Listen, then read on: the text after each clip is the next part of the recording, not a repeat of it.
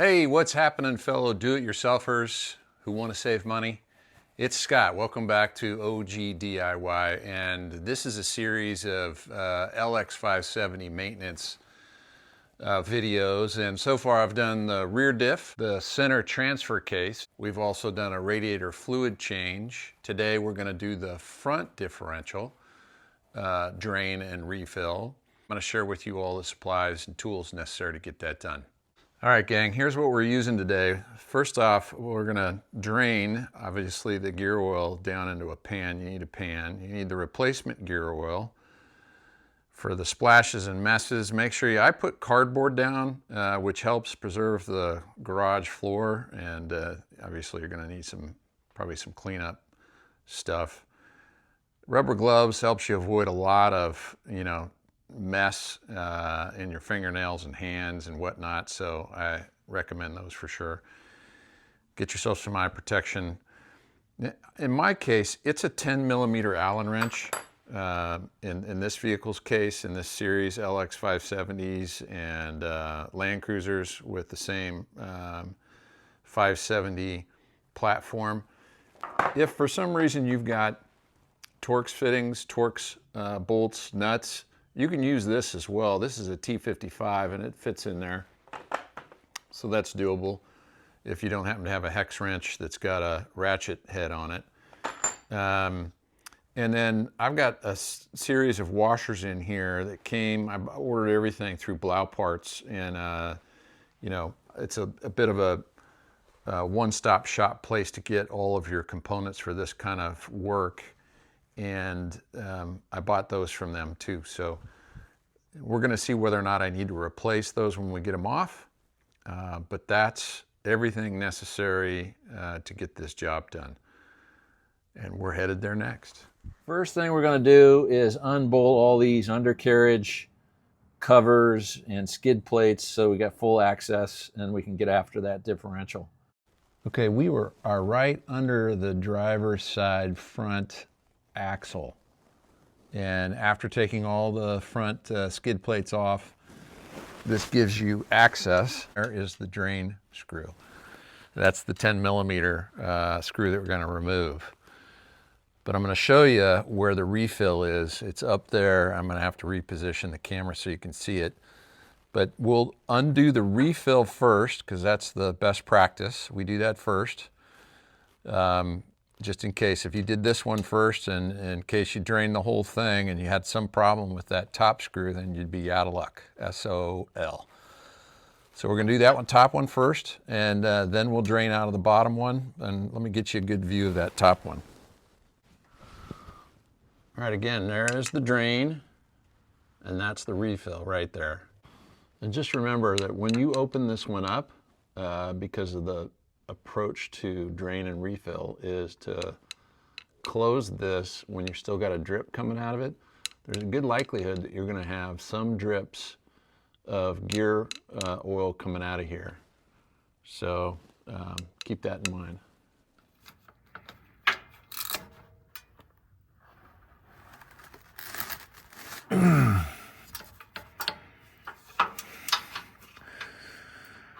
Well, it's going to need a breaker bar.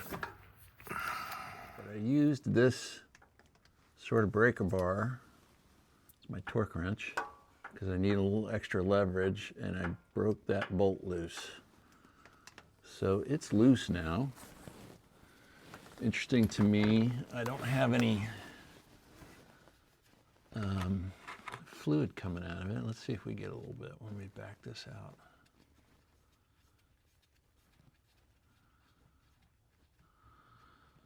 I'd expect a little bit. Let's see.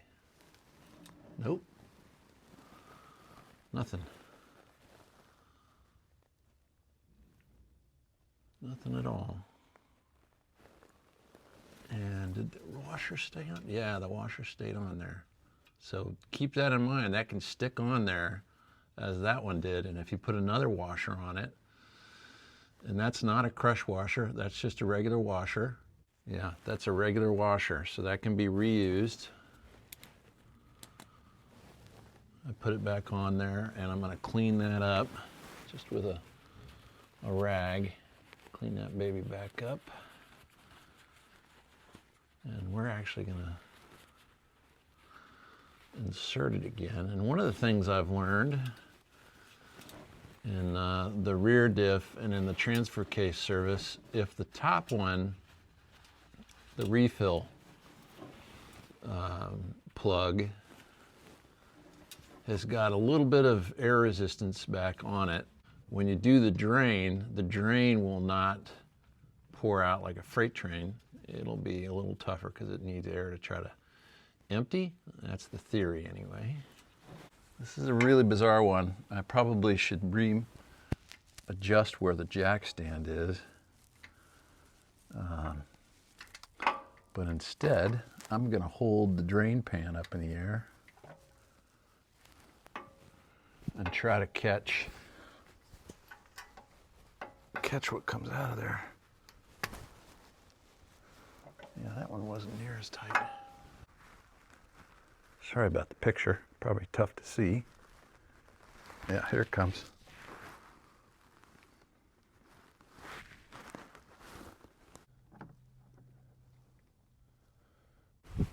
Okay, hopefully you can see this, but the washer came off on this one. It wasn't frozen to the seat of the threads. It's on this bolt.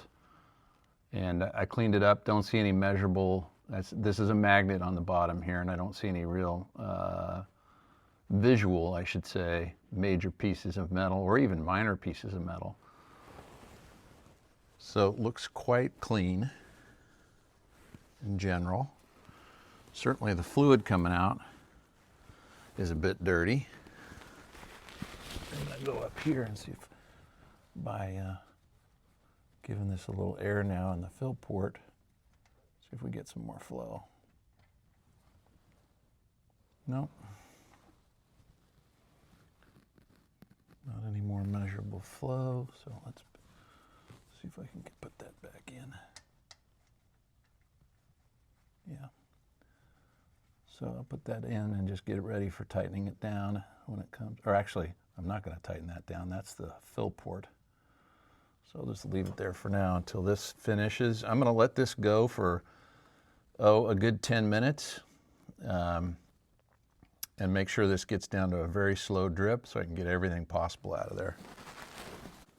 All right, it's been over about 20 minutes, and this is down to a very slow drip.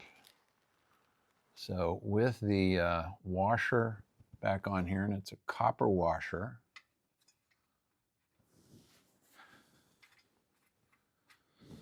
let's go ahead and tighten this baby down.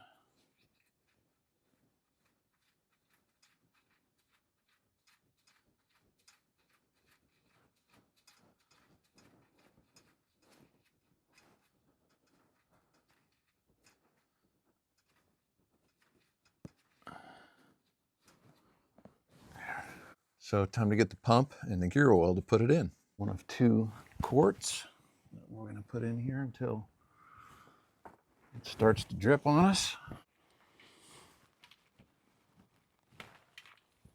Oh, dog hair on it. That's not good. Because I got too many dingoes in the house. Too many German Shepherds. Oh, I just lost the end of my pump. Actually, I don't have too many. It's just tough to keep ahead of them. All right, I can put this up over around here. Got to make it as comfortable as we can. I'm going to put a rag up under where I think it's going to drip when it overfills. Right about right there. I'm screwing on a quart onto the pump. And hopefully you're going to start seeing fluid. There it comes. Might as well just get comfortable here a little bit because I got to do this entire quart. Nice to see that clean gear lube going in to the front differential.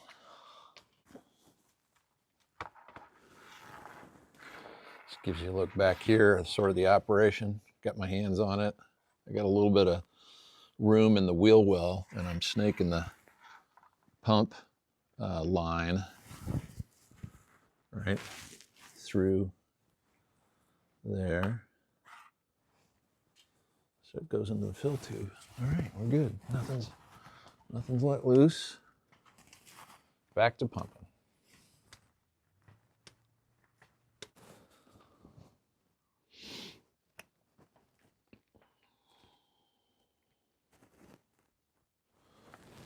All right, getting down to the end of quart number 2. And this differential takes, we should start seeing a little bit of drip right there. This differential takes about 2 quarts. I think it's going to be dripping here shortly. Looks like it's right on the edge of those threads. There it comes. That's full. Okay. Time to put this top bolt in. Should be on 29 foot-pound. Make sure I can see. Nope, it's not on 29 foot-pound. It's a very narrow spot to work.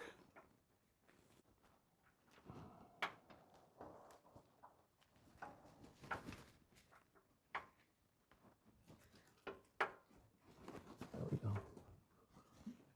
1, 2, 3. Okay, there's 29 foot-pound. Get a little bit more of the mess up. See some drip right there. All right, gang, we're done. Got that all finished. Now, normally, what we would do from here is you would put all of your skid plates back on and that plastic plate in the back. I'm leaving it off because I need to get access back here. The next service that I'm going to be doing is the transmission service. So I'm leaving these skid plates and that plastic plate off in order to get access to that so I can do the next service. And probably going to do that tomorrow, but we'll see. Anyway, you're done. If you followed along and did this service for yourself, I'm going to say congratulations. Give yourself a hand. Wasn't bad at all, right? There's sort of the rigid case prop I used to help get that pan closer to the drain port. And it's probably tough to see on video, but that's just, right. It's got a little lean in the garage, but that's about 2 quarts. And I will say, between the front differential and the center transfer case, both were quite a bit dirtier looking, in my estimation, than the rear differential on this LX. So I'm wondering if somehow the rear doesn't quite get as dirty, or maybe perhaps they changed the rear at some point. It's certainly not in the service history. So give me your thoughts. I'm not sure on that one. All right, folks, thanks for hanging with me. That is the front differential service maintenance for this. It happens to be a 2017 LX570, which is the same as a LandCruiser. They're both 200 series vehicles. Certainly the principles that are applied here, it doesn't need to be an LX or a LandCruiser. It just needs to be a differential, that you have a drain plug and a fill plug. And there's other ways to do it if you only have a fill plug and you got to take the whole plate of the differential off. It's much easier when you've got those 2 drain and fill plugs. So hopefully that's the case with your vehicle. So if I were going to put it on that scale of 1 to 3, I'd give this one a 1 because it's just that easy. It's kind of about making sure you don't make a mess. You got a drain pan. I'll show you at the front of this video how you pull off all the skid plates for the LX, for the 200 series, LX and LandCruiser. That's pretty simple. So, the savings from a DIY perspective, pure dollars, is there. It's easy. You do this once and then do it again 3 or 4 times, and you've saved a a pretty good chunk of money, I think. So if you enjoyed this, if you got a smile or a laugh out of it, please hit that like button. Please subscribe. There's a host of videos to come in this maintenance series that I'm working on. As I said, there's one more. I have 4 maintenances that I needed to do, and the 4th is the tranny service. So I'm taking the night off, and I'm going to tackle that tranny service tomorrow. So hope you enjoyed it. Come back for the tranny service, and we'll see you soon. Be good. Bye-bye.